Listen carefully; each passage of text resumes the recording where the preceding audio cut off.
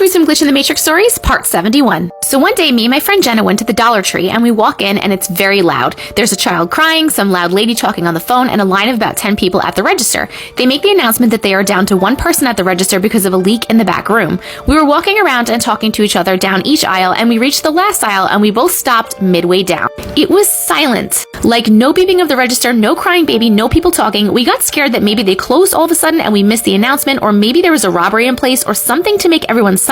We stood there for a good minute and even checked our phone for the time. I peeked around the counter and didn't see anyone, but I couldn't see the register. So now we slowly proceeded to the front of the store, and all of a sudden there was a whoosh and people start walking out of the aisles. We heard the crying baby, the lady on her phone, and the beeping of the register. We stopped again and looked at each other, unsure of what just happened. We checked out and walked to her car. We both just sat there trying to figure out how or why this happened. I still get goosebumps thinking about this to this day. Weird. Let's read some Glitch in the Matrix stories, part 72. I was 18, but at the time I still lived with strict parents, so I had to sneak out if I wanted to go somewhere at night. The day had been relatively normal, just a day off from work running errands, and that night a friend, Tan, and I had planned on him picking me up to dye our hair and smoke. Winter had started early last year. It was October when this all happened. As I was leaving my house, a strange noise called out from somewhere in the neighborhood. It startled me so bad I slipped on the icy pavement. I walked further down my neighborhood to wait in front of my neighbor's house. As I sat on the curb, I heard the unsettling noise again. It sounded like something that wasn't human trying to speak. It sounded slurred and barely understandable, and I couldn't decide which direction it was coming from, so I looked around to try to catch what was making the sound. I glanced at the house behind me. My little sister had been friends with the kids that lived there, so I'd been in that house quite a bit and I knew the family well, but as I looked through the big bay window in their living room, I found out that I did not recognize the house. In all the times I'd been there, the house had been open concept, a living room that flowed into the dining room and kitchen, but this time the house had changed. A wall with a TV mounted on it now separated the living room. I was fairly freaked out at that point, but Tan pulled up, so I got in his car and we were off. I told him about my night, the strange noise, and the house that was different, and he mumbled something like, "So it's not just me then." I asked what he meant, and he asked me what blanket was hanging on his wall by his dog's kennel. It was a stupid question. I've been to his house dozens of times. I told him it was the gray one, and he said, "No, that's what I thought too, but it's the Bob Marley one. I woke up earlier and I thought I was just confused." What is happening? I was significantly freaked out now, but then we drove past the park I went to all the time with my sister, and I realized that looked different too now. There were big pine trees that lined the park to separate the playground from the road, and a sign proclaiming the name of the park that I will swear on till the day that I die had never ever been there before. When I pointed this out to Tan, he agreed that the trees were not there last time he'd seen the park. We noticed other little changes as we drove, fences that were different than how we remembered or seemed to have sprouted up overnight. A staircase and a lamppost that led to my college were in a different spot. The color of the local YMCA was suddenly different. A house next to the convenience store we went to almost every night now had a side door and porch, and the sign for a local museum had a different spelling than we both remembered. The next day I went to work down a back road I took almost every day, twice a day for a year straight, and more things were different. A house now had a brick wall out front, multiple houses were different colors or shapes, and a new alley entrance that I'm sure was never there before was right there connecting to the road. To this day, every time I pass that park or drive down that side road, I get this pit in my stomach, like this overwhelming wrong feeling I can't explain. Okay, I think that weird noise was maybe like some alien entity, creature, or something, and it killed him, and then he like jumped into another timeline where he's not dead, but it's different. But then why would the friend also have moved with him? What do you guys think? Ooh, this is a good one. Let's read some Glitch in the Matrix stories, part 73. When I was in college out of state, my best friend visited me during one of my breaks. I decided I wanted to get a pet rabbit to keep in my dorm room. We drove to a small neighboring town to do some sightseeing, and I Googled to see if there was a pet shop nearby. I found a pet store and called because it was a holiday weekend to see if they were open. A very nice lady answered with the name of the pet store and said they were open for the holiday and that we should come by. I used the address that I found in the same search I used for the phone number. When we pulled up to the store, it was vacant. I called the same number back, assuming that we got the wrong address. A similar but older and harsher sounding voice answered. I asked where the pet store was located, and the voice responded, "We've been closed for years. Please stop calling here." I still think about this at least 3 times a year. I do not blame you. Weird. Let's read some Glitch in the Matrix stories, part 75. When I was about 15 years old, I was doing my usual getting ready for school, like brushing my hair, etc. Then my younger sister came up to me and said, "Who's that behind you?" I already don't like this. I turned around and no one was there. Bear in mind, my sister was 2 at the time, so it's not like she would fake it. Anyways, I said, "Darla, no one is there," and I turned to look back at my sister, and she has the most horrific face, like she was in shock. I was speechless. She then started wailing that the scary man is holding a knife right behind me, ready to cut me up.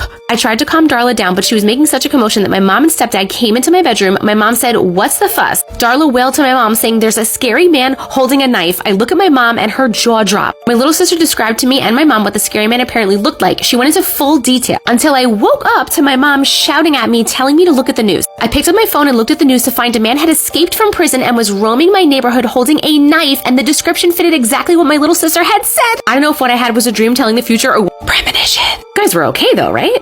Let's read some Glitch in the Matrix stories, part 74. One of these just happened to me. It was literally Halloween night too. I was watching TV in my room when about 3 a.m. my roommate, who was driving back from a festival several states away, walked in the front door. I hadn't expected him till the next morning, but assumed he'd gotten an early start or something. I said, "Oh hey, how was your trip?" His behavior was as if he wasn't present in his body.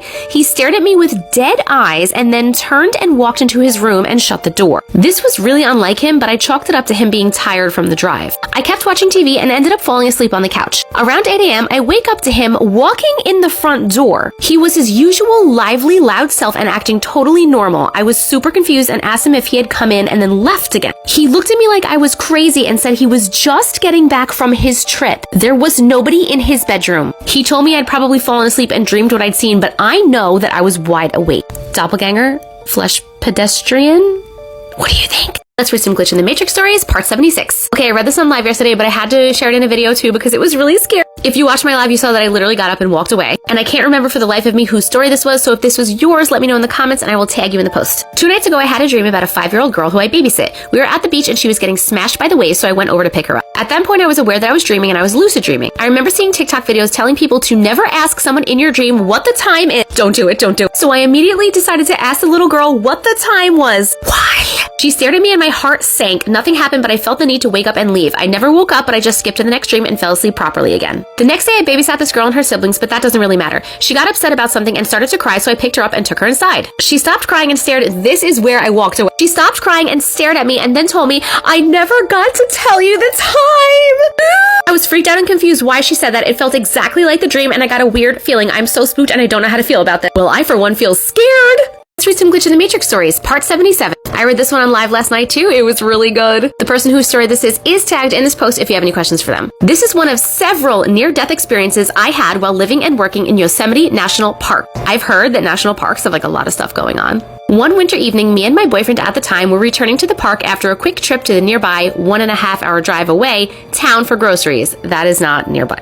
As we were coming in on Highway 41 and at the highest elevation, we got caught in heavy snow. I was driving and we stopped to put on the snow chains. We continued driving, but the snow was coming down so hard and the chains just weren't enough, even driving at 10 to 15 miles an hour.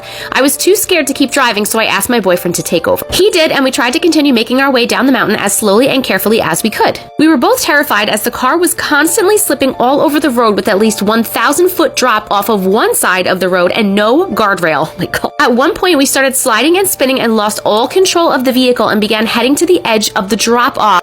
We were screaming and both of us thought that we were about to die as we grabbed each other and closed our eyes. The front wheels of my car were hanging over the edge, and then suddenly, out of nowhere, we feel a jerk, or rather a push, and we went straight backwards towards the snowbank on the other side of the road and hit it with a crash. Hard enough that it dented my back bumper. We opened our eyes and we were both so confused about how this car's wheels got back up on the road, let alone how we ended up on the other side of the road. Terrified by the experience, we hugged and cried, and we waited a while for the snow to stop before driving again. We were the only ones on the road for hours, and when we finally got down to the valley, we were so grateful to have made it out alive. I've been terrified of driving in the snow ever since. Not sure if this was a Matrix glitch or an angel, but either way, it saved our lives. So good. Let's read some Glitch in the Matrix stories, part 78.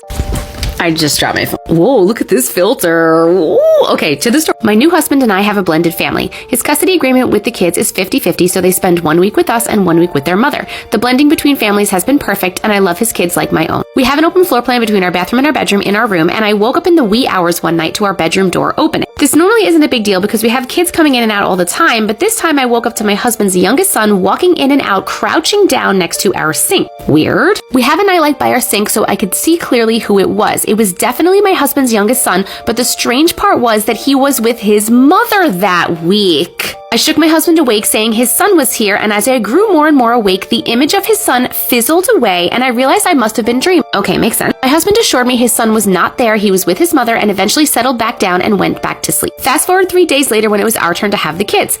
The first thing my husband's son said to me when he saw me was that he had a dream that he came in our bedroom, crouched down by the sink, he saw me sit up and wake his dad up, and then the dream stopped. We literally still talk about this to this day, and it gives everyone we tell the chill. Okay, so wait, this is kind of like a dream walking situation, but the husband woke up, but she was still dreaming, but she was awake, but I'm not sure what to think, but it was weird.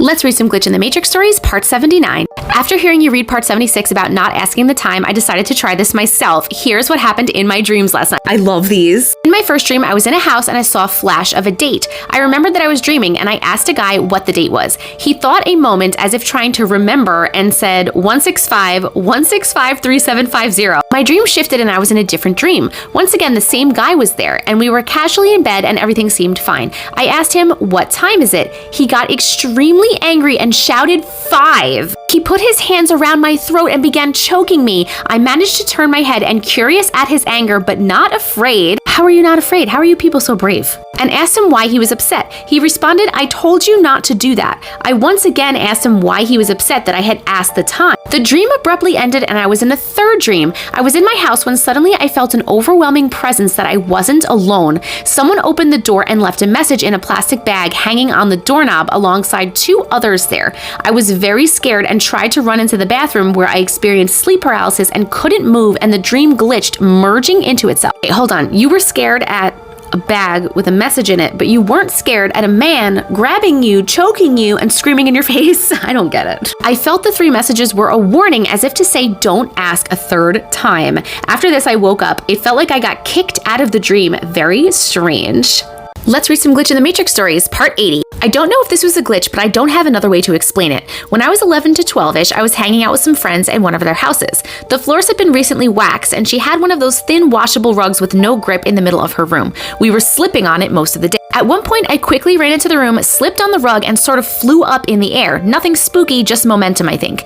Then I began to fall fast. It was one of those falls where you know it's going to be bad, but it's happening too fast to do anything about it. I didn't have time to put my arms out, so my body was essentially horizontal to the floor, and I should have smashed my face in badly when I hit the floor. But I didn't. I just suddenly stopped moving in mid-air. It didn't feel like floating or like being held up or like anything I was doing. It was like someone hit a pause button. I had been looking at the floor and then I turned my head to look at my friends who were just gasping at me. I thought that they were frozen too. I looked back to the floor, still not moving. It felt like it lasted so long. I eventually put my arms out in front of me like I would try to break the fall. As soon as I did, it was like someone hit the play button and I fell down. I barely hurt myself. I think as kids we talked about it for a bit and then forgot all about it, but I honestly don't remember what happened next. Over time, I started to think that I had somehow imagined or exaggerated it. But I ran into one of those friends a few years ago at a party, and when I brought it up, she remembered the whole thing and was very creeped out by it. She actually made the sign of the cross even 15 years later. What?